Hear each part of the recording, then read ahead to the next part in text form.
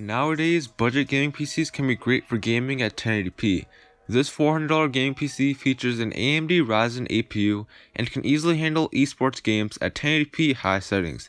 This is the Hardware Hub, and let's get right into it. So before we start, I would like to quickly mention I have links to everything in the description, so check those out if you're interested. But with that out of the way, let's get into the build itself. For the APU, I went with the AMD Ryzen 5 2400G for $124. This is a 4-core 8-thread APU that comes clocked at 3.6 GHz with a boost clock of 3.9 GHz. Now this is based on the older 2000 series, but that doesn't take away from the fact that this is an excellent value. It can easily handle productivity tasks like video editing and encoding, and is enough for gaming these days, as most games need only 4 to 8 threads. This also has a Vega 11 integrated GPU, which is going to allow you to game in all the latest titles. So while it's not a crazy high-end APU, it definitely is a great value. Now for the motherboard, I went with the Gigabyte B450M DS3H for $65. This is a micro ATX motherboard with 4 RAM slots, 4 SATA ports, and an M.2 slot. The B450 chipset is compatible with the 2000 series out of the box, and this chipset will also allow you to overclock this APU. So it's not the fanciest motherboard out there, but it will get the job done for a low price. Now for the RAM, I went with the Corsair Vengeance 16GB set for $65. This is a dual channel kit that comes clocked at 3000 MHz.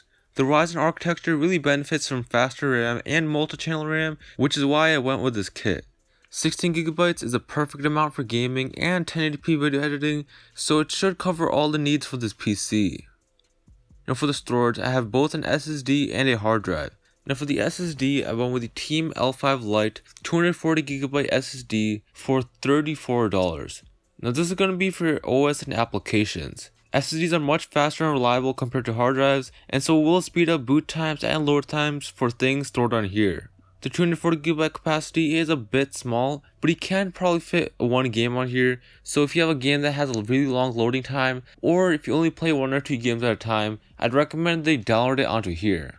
Of course, with how low SSD prices are nowadays, it's really a good idea to get an SSD, as it will make your PC a lot snappier for a pretty good price.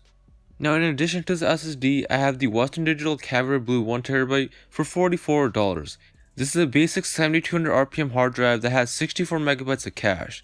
The 1TB capacity can fit a lot of stuff and is good for storing large files like games and media files. So this is a great drive for mass storage, and it gets the job done at a very low price per gigabyte. Now for the case, I went with the Roswell FBM06 for $29. This is a basic MATX case with 2 drive bays.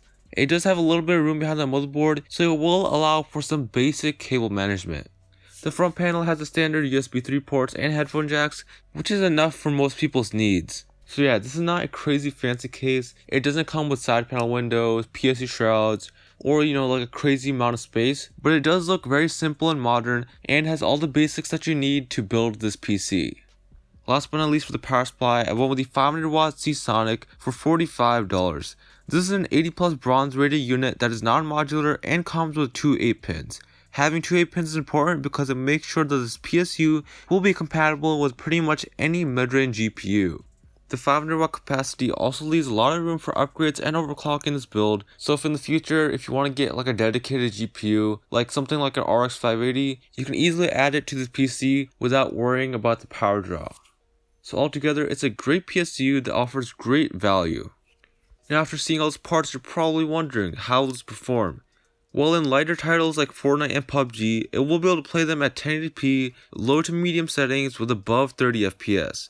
Of course, in newer games like Far Cry 5, it will struggle and you will have to drop the settings and resolution down to get a playable frame rate.